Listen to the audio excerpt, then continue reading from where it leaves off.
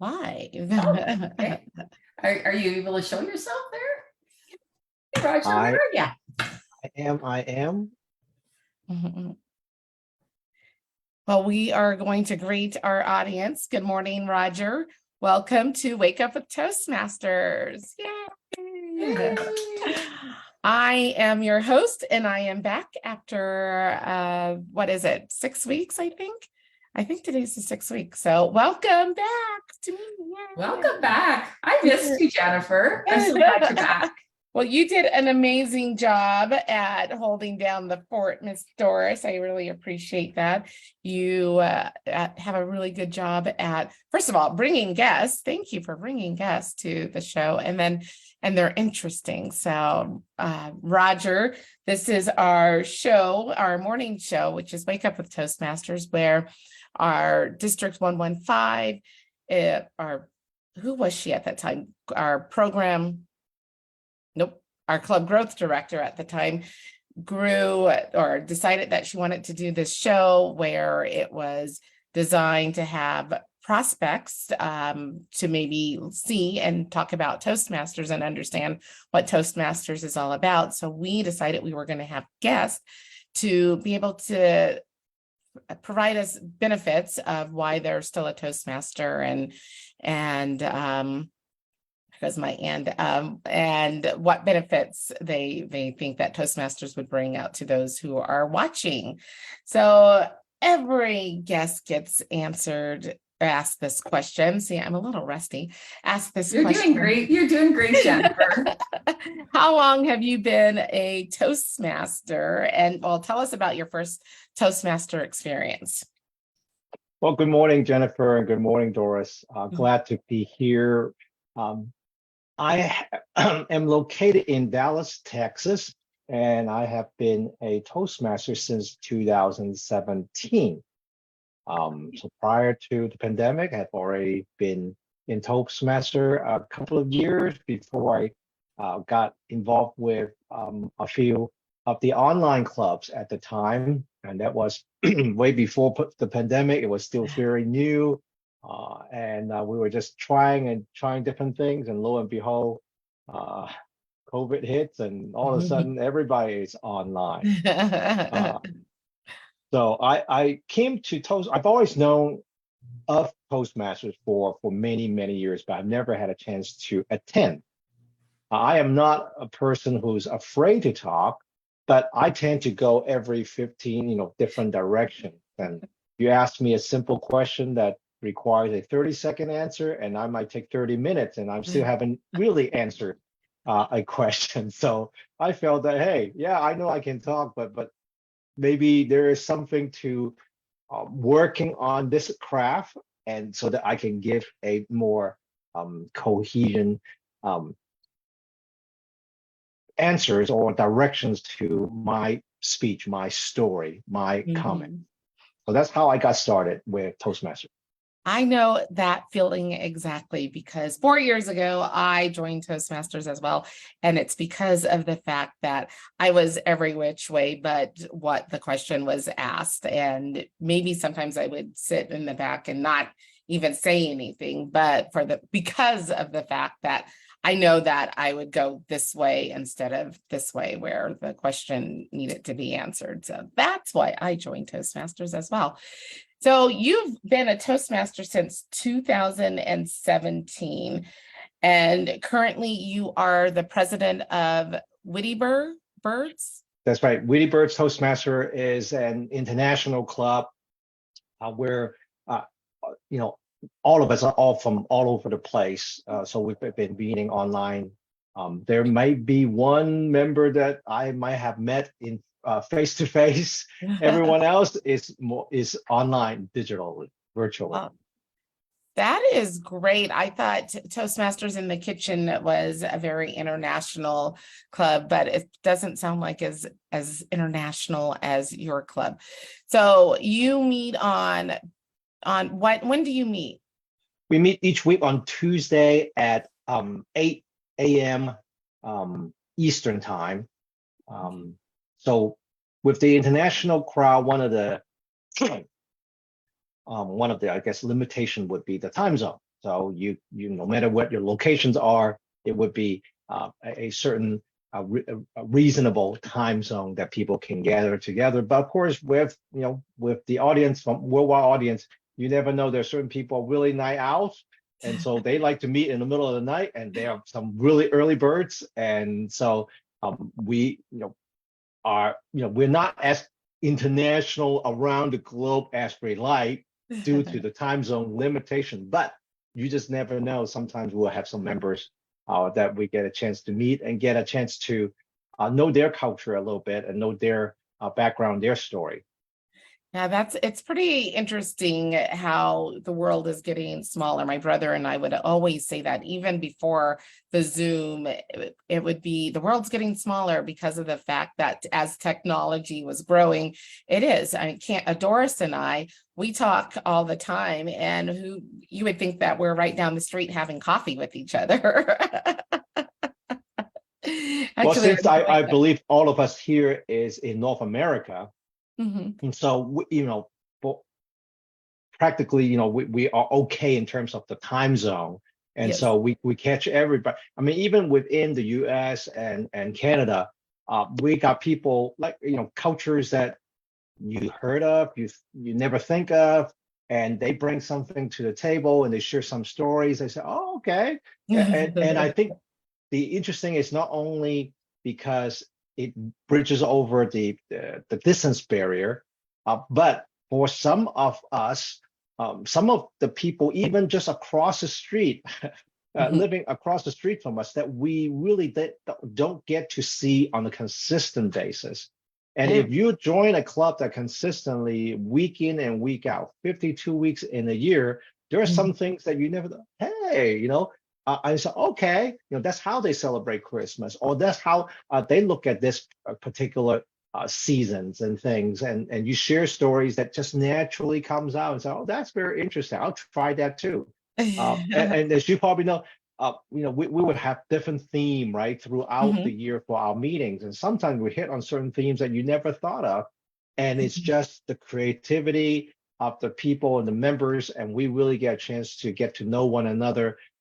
And prior to pandemic, when I get a chance to go and join the international conference, and you get a chance to visit people and say, we've been talking for years, online. We finally get to see each other, things like that. I know I can't wait to visit Doris and see her face to face. Now, I know that before the pandemic, I remember in 2020, our club, our local club here was struggling with members. And I said, you know what? We need to go in online. We need to be virtual. I think we can get more people. And it is so funny as we're hybrid, but our club would prefer more so to have an in-person meeting. Nothing against the hybrid, but it's our club. It's my local club here, but for Toastmasters in the Kitchen, and we're virtual, and we have an amazing time, and we love the online environment. So it's just really interesting how one club and its culture of loving the online environment, and then the other club no, I really would like it to be just strictly in person, but we do keep it hybrid because of the fact that we did gain some members who are from different cities. But what was your secret before the pandemic, before you were forced to be online? What was the secret of getting that online audience?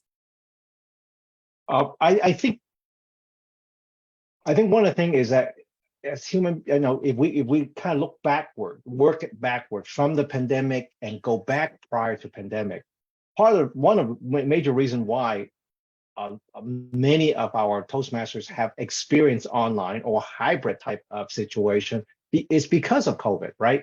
One of the things is that we are adaptive. Now, on the one hand, we don't like change, right? As human beings, we don't like change. We've always done things this way. I'm used to it. I get up at this time. I want to, do certain things. I don't like to brush on the other side. I got to brush this side. We don't think about it. We go through it because we're used to this and we don't want to change. On the other hand, when change is called for or forced up on us, we are pretty adaptive. Case in point, prior to pandemic, there has been a small group of clubs, I would say 15, maybe 20 the most, of club, and each average about 15 to 20 members trying to start online clubs.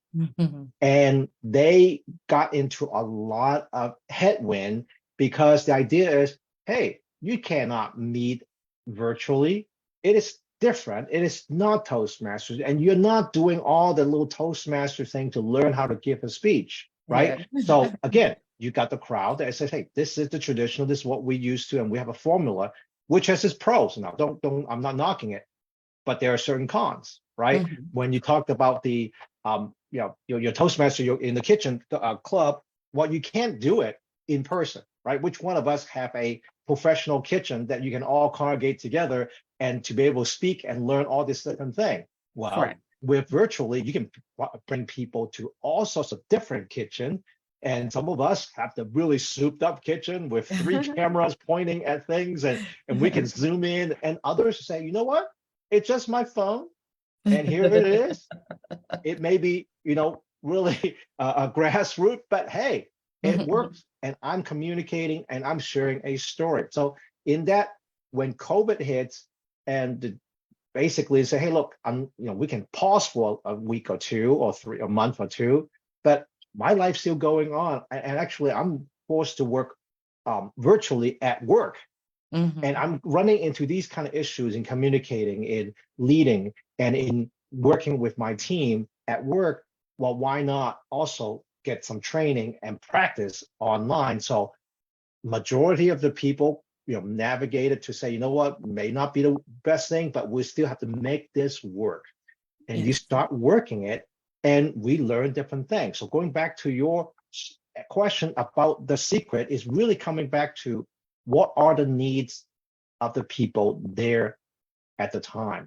Because even without the pandemic, if you guys had an idea of doing this, cooking in the kitchen type of club, well, you just go and say, well, I have to be online in some way, right? Yes. Even if it's locally, maybe all of us are locally and 5 of us and saying, okay, we all gather at Doris's kitchen and we get started and we're doing this. Sooner or later, after a few weeks, you'll get used to it. Say, you know what? I told my friend about X, Y, and Z about this, but she's working during this hour, or she has a babysitting and she's got a young baby and she cannot get out of the house. Would it be great if we can just pipe her in? Yes. So I think a lot of it is, number one, where are the people, where are the needs are? Number 2 would be the settings. I'll give you a case in point. I was coaching some of the clubs prior, and a couple of clubs were coming from a corporate club situation, and they're from banks. They're bank employees. Well, imagine a typical bank. They may even sponsor some of these clubs, in corporate. And what do you find is that 99% of the time, they are really corporate club. They're not at the branches, right? Well, Correct. logistically, you can't do it at the branches because which branch has 20 plus member who would come in on a consistent basis? Maybe each branch might have 1 or 2 or 3 members. Are they going to go to lunch, get out of the car, drive somewhere, sit down, grab their lunch, have it, get back in the car, run back to work with traffic and everything? You can't even pack a half an hour meeting, let alone an hour-long meeting. Well, Correct. online, digitally would make sense, or maybe a hybrid situation, right? So you may have a club as a corporate building setting, but then the branches from around, it could be around the world, piping in on a hybrid situation.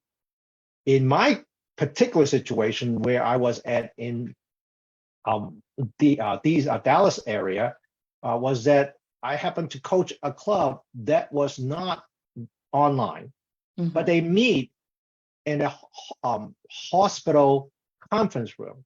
That the hospital was giving the space, allowing different nonprofits to come in and use the conference room. And those conference room, lo and behold, has a group of room that goes from 10 people room to 20 people room to 50 people room with all of the digital resources available already, with Wi-Fi all already, with a lined phone with conference phone already, multi-camera in the room already. And Sweet. so we were meeting there for free. And I look around, and this club I was coaching, they were down to 2 people. Uh-huh. And I said, well, look at this resource. You have this. What if? And we said, we're not signing in for this forever. What if? Because we're only on 2 people. Why don't you Yeah. try it and see what happened? Well, 2 become 6, became 8 to 10. And lo and behold, a couple of members who were local got new jobs out of the state. Oh, wow. And we said, okay, you can pipe in. You can do this. And now, of course, in the long term, at the time, it was still not something that people are used to. So, well, at least that bridges you over from Yeah. one location to another, and they were able to pop in.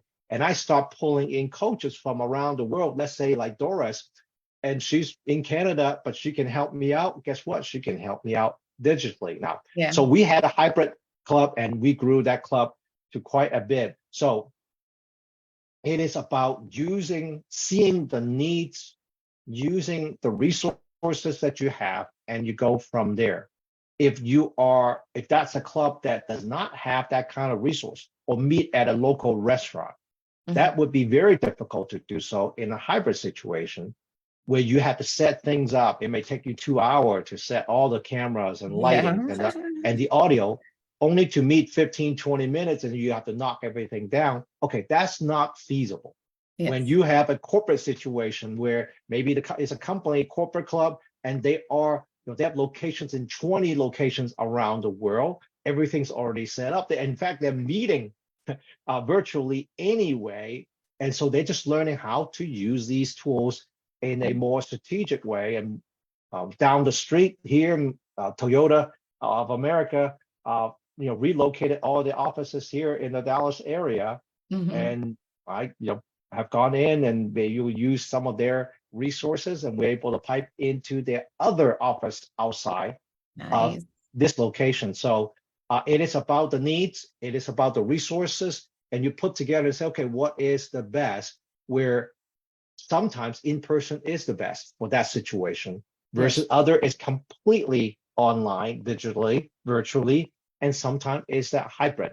Each has its own pros and cons. Each has its own hurdles get over, and that for the club and then for the particular member at different season of our lives, certain things comes in handy, certain situation and format don't come as handy or as beneficial. So there are waves. There's the waves. Yeah.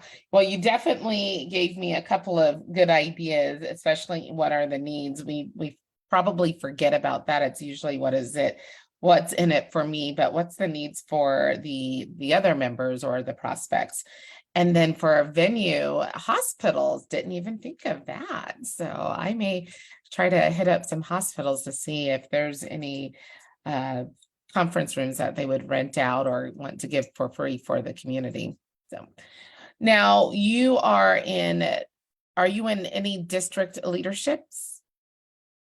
Currently, I am not. Currently, I'm located in Dallas, Texas area, District 50. But currently, I'm not a member of any local club. So my club connection is through Bitty Birds, an online club. The online club community has basically 2 avenue now. One is District U. District U is the undistricted district. So it is a group, you can think of it as a parking lot of clubs that are geographically located in a place where there's not a district organization. Oh, So let's say there's a country, I'm making things up. I think Brazil, a few years back, they don't have a local district. They don't have enough clubs to have a local district. So when a certain club joins, they will start off in District U. And the idea is, as the number of clubs grow and there's enough enough people, participant, and enough clubs in that local area to become a district. They applied toward a provisional district, and they grew all the way to a full district, and then they'll spin off to 8 different districts. So you can see the map, it changes every year. There's some rearrangement and things.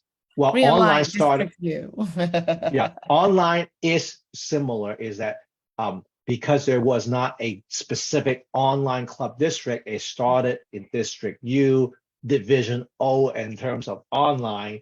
Mhm. And then I think it was a couple of years ago that the policy have changed where the local districts can have online clubs because it was not allowed at that time. So Yeah. that's the second place where people can start online or hybrid club within local district, and online only clubs prior in District U have a choice to also join any one of these local district too. Oh, did not know that. Learned something new today. So have you been in district leadership, area director, division director, or trio? No, I have not. I got in from a district leadership standpoint. I gotten involved when we first launched Pathway, and I Mhm. was a Pathway ambassador and helping with launching of the Pathway. So that was the heaviest involvement in terms of the district level, in terms of teaching, in terms of training for leaders, officers training and things, contests and things like that. So Yeah. not officially in terms of a division, area directors and division.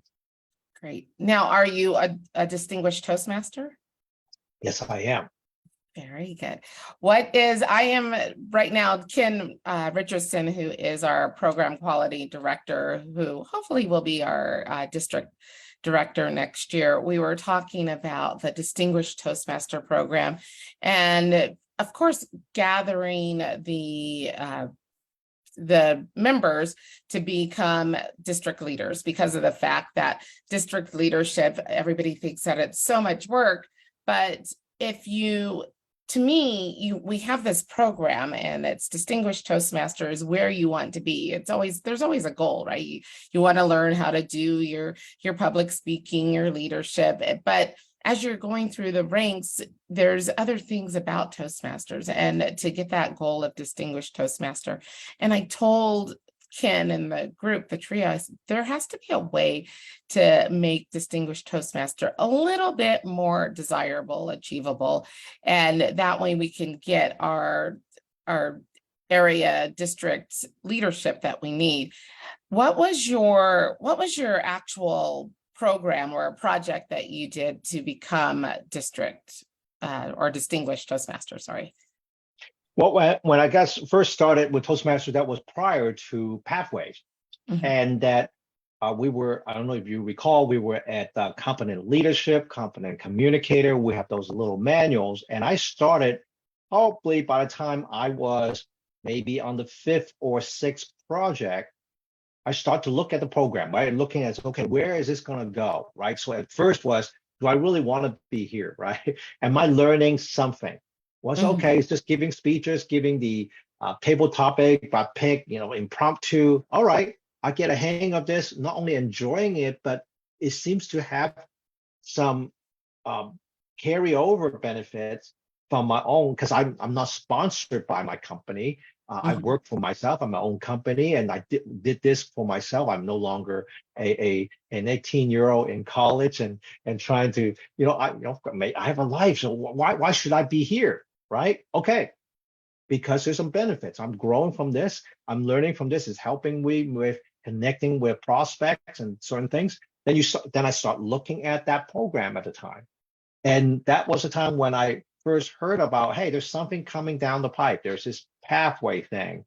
We've been studying and planning this for about 4 or 5 years at the time, and there's going to be a launch pretty soon.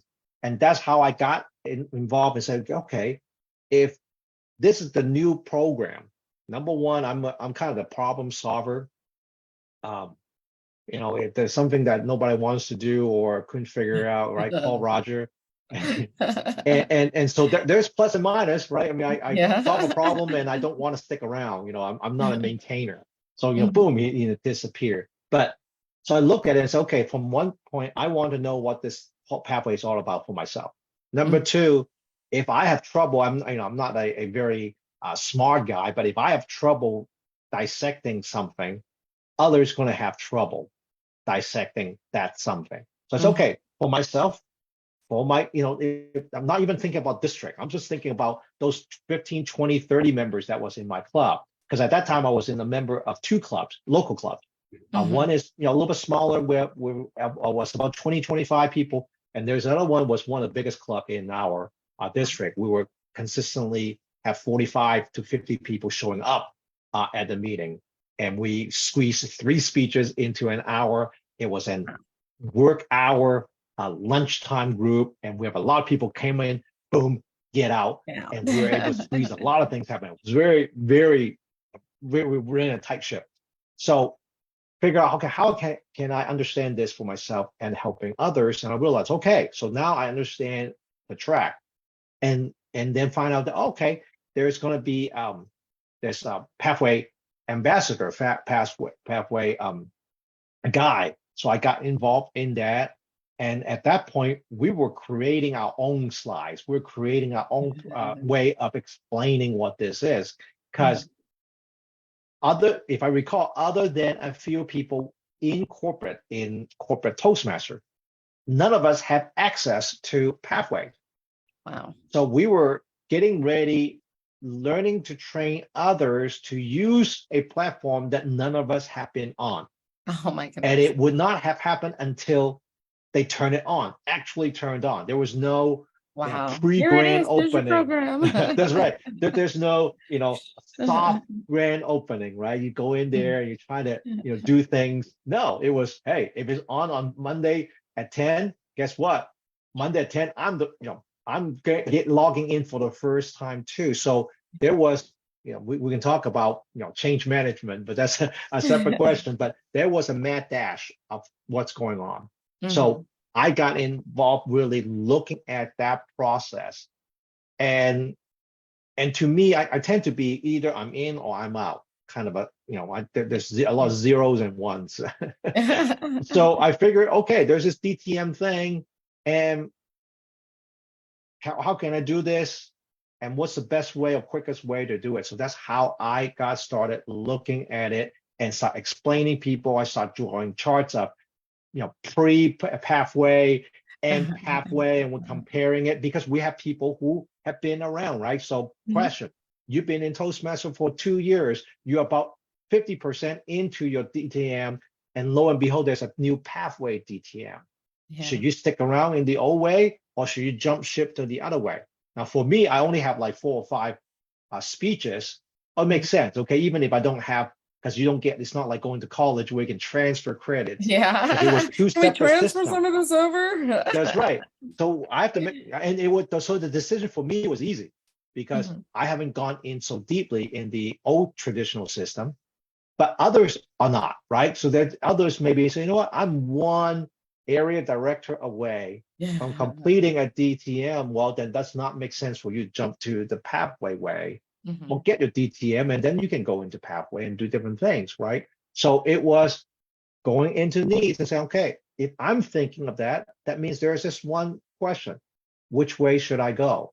Yeah. Well, you can probably imagine there's 15 different presentations that I created that talks about how do you determine what are the questions you need to ask to determine whether you should stick with the old way or jump over to pathway or just go, both ways at the same time, whatever. Now, these are opinions. So because none of us have dive in it. It was based on specs, and let's look at this. And when the platform was actually launched, what are some issues? We try to, some of us try to break the system. I'll log in 15 different times and see if it will crash. What's going on?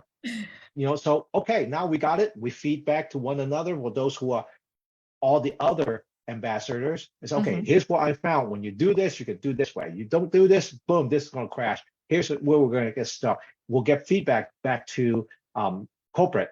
So that's how we looked at it, and by the time you do this and you look at various different people who've been around, let's say Doris and I have met, and she's been around for 200 years. So what does that mean?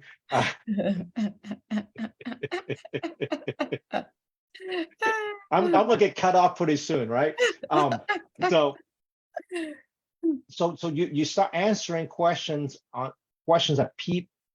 in people's mind, Mhm. and then you find out that there is this path. It's okay. This is how I can get from A to Z for myself or for Jennifer or Doris. Yes.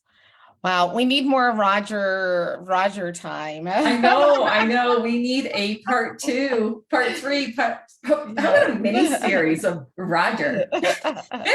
Well, I didn't have Doris ask a question. We did get started a little bit late. So let's have Doris ask one more question and then we'll have to wrap it up. Doris, do you have any questions? Well, for I me? do have a question because Roger is one of the most amazing VP of education as far as promoting his video making, his knowledge of pathways, which he did explain.